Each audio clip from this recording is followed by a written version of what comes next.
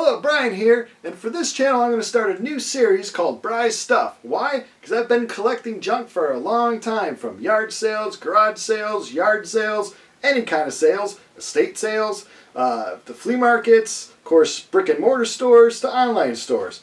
Why accumulate all this stuff if you can't show it off every once in a while? Maybe you'll say, oh, I got that, I like that, that item sucks. Who knows? I got everything from record collection to Star Wars figures, to other action figures, to movie posters, all kinds of stuff that we'll get into. So kick off the theme song, Bry's Stuff! It's important to know that I started in a household full of collectors. My parents collected a lot of stuff from the flea market. My dad loved to put stuff all over our front yard, embarrassing me to all my friends. And my mom collected dolls, lots of dolls. Yeah, that won't screw you up too much. Now let's get started with episode 1. Hello, for the first episode we're going to do classic rock. Now I'm not going to show you all my records because that'll be really boring and it's a little too much, so I'll break it into musical groups, if you will. And first thing I'm going to do is classic rock because that's what I started on. Actually, when I was a kid it was just called rock and roll, and then of course now it's classic rock.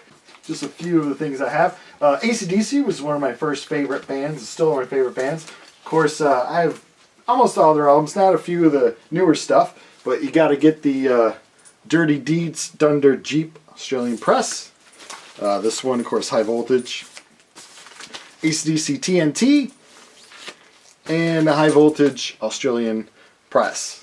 I'm going to show off the things that are kind of interesting looking. This is my favorite. Porridge. Just the best, I think. Aerosmith, some say the greatest American rock and roll band. I don't. They're good. I like them. That's why I just got the greatest hits. It covers all the good stuff without having me collect all their albums. Band, the best American rock band. Here's a hint. There you go. Now this falls under the category of bands that don't get enough play on classic rock that should. The Alarm. This is, of course, Angel. A lot of people, when they're looking up Kiss and info on Kiss, they'll read a little bit about Angel. They were hoping they would share that same popularity. It's a good classic rock band. Check them out if you don't have any of their stuff. Angel City, right next to them. Good rock band. Pretty obscure stuff there. Argent, Hold Your Head Up would be their big hit. It's a good record through and through. As I get older, I get into more of the softer side of classic rock. And certainly Argent fills that out. Of course, when you think of classic rock, Bad Company. First time I saw them, they actually didn't have Paul Rodgers as their singer. They had some dude for the 80s for a while. They had another singer, forget his name. But recently I did go see them again with Paul Rodgers, and they put on a hell of a show. The Babies. Of course, a lot of people know them from John Waite. Right there, he went solo, had some solo hits. But if you're getting into good classic rock, get into this band. They have a few albums. I have them all. Very good band. The Beatles. Of course, the Beatles. Now, this is a band that you would hear a lot on Chicago Classic Rock Radio. Pretty much any classic rock radio in the world, you're going to hear a lot of them. So I never really collected their albums because you could hear them all the time on the radio. But just recently, probably the last 5 years, I've really gotten to appreciate all the songs that really weren't overplayed on classic rock radio. And these two albums here, Rubber Soul and Revolver, man, if you can find them at a good price, snag them up, because every song is just great. John Lennon and Paul McCartney, of course, one of the best songwriting teams, if not the best songwriting teams in the whole world. Unbelievable. Another unbelievable talent that just got shamed by the Rock and Roll Hall of Fame and didn't vote her in. Pat Benatar, are you kidding me? Rock and Roll Hall of Fame, put her in. Pat Benatar. Blues Brothers, not only a great movie, but they were also a great band. Years before the film came out, this album came out. Good blues rock and roll there. Blondie, another band that gets kind of shunned. A lot of their songs, they only play a few of their songs on classic rock radio. They should play a hell of a lot more than that. A lot of good Blondie albums out there. This is the first one. Just picked this up not too long ago. Found it for a good price. Oh, falling under kind of cheesy but awesome classic rock. Boston. If you're named after a place, Chicago, Kansas, and Boston, you're a pretty good classic rock band, right? This is their debut album. I'll say album because, yeah, you can get this on MP3s and CDs and all that stuff. But the perfect way to listen to classic rock is on LP. This first album, every song is just a hit. It is just unbelievable. I just today because I used to have a crappy copy of it. Now I got a good copy of it. Got the second album. Not as good as the first, but still good. And I'm actually a big fan of their third album. Third Stage. You always want to find some James Brown for your album collection. Glenn Campbell, Time I Get to Phoenix. This record, their first one, The Cars, is perfect. It's one of these albums that you can just play every song. You don't feel like picking up the stereo at all. You just want to put it on there and let the whole thing play through. The Cars, first album. This is a pretty good copy of it. It's hard to find good copies of classic rock because it's all been abused and played forever. A good way to get introduced to a band is just to get their hits albums. I used to do that a lot as a kid in the 80s because I worked a paper route and worked at a swimming pool. Made like $1.08 an hour at the swimming pool, so didn't have a lot of cash. So I couldn't buy all the albums that came out. So if a group like Queen or the Cars put out a hits album, I was for sure to get the hits album. If I really liked certain songs, I would read to see what albums those songs came from.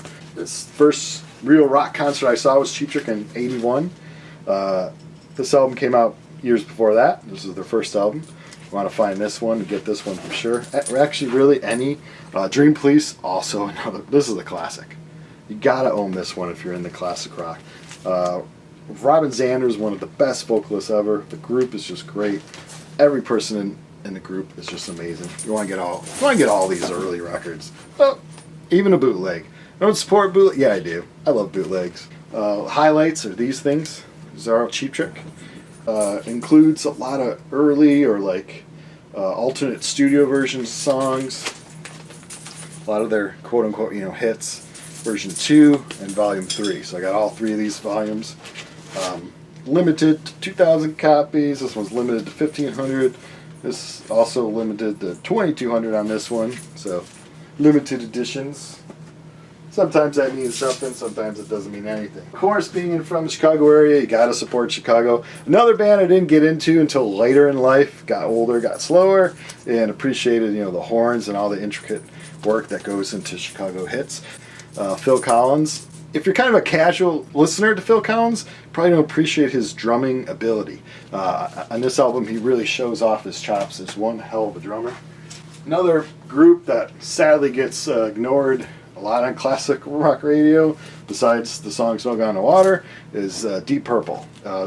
Again, this is their hits album. It's a good place to start. They're John Denver, classic rock radio, why not? Falls under classic rock, of course, the Eagles hits. I have to have it because, it's the Eagles. They're very popular. Are they one of my favorites? No. They're towards the bottom.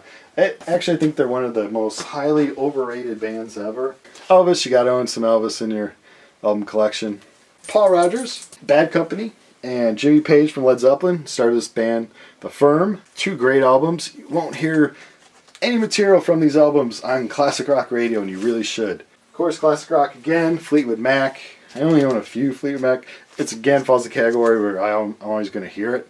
I still listen to the radio, so I always hear their stuff on radio. No need to buy a band that I'm not totally into if I'm just going to hear it a lot. But this has Landslide and Rihanna. I love those songs. So bought the record. Foreigner, one of my favorites as a kid. And still, I'll still go see them and support them, even though there's really not a lot of guys left from this lineup, but still a good group to see live. The current singer, we used to sing in a band Hurricane that I'll discuss when we get into the heavy metal section of my album collection in another video. But Foreigner, Live at the Rainbow, 1978. I've listened to this only twice, but it is amazing. If you do see this in some stores, pick this one up. It's a good record. It just came out not too long ago. Genesis. When I was really into MTV and all that stuff, this is the album they played a lot of.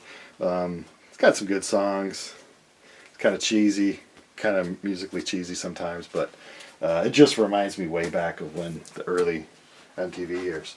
Sammy Hagar, another artist that gets ignored on classic rock radio for the most part, besides I Can't Drive 55, which is on this album. For me, Your Love Is Driving Me Crazy, 3 Lock Box. Oh, that's him at his very best there. Sammy Hagar. So see this record? You want to pick this one up too. Curved His Heart. Got this one. See that one? Pick it up.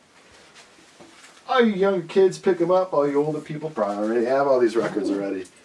Elton John, of course, you need him to fulfill any kind of classic rock record collection. And of course now, probably more popular than even back then, was Journey. Man, Journey is, kids love the Journey songs, so got some Journey here. This is the earlier Journey. Of course they have Journey before Steve Perry.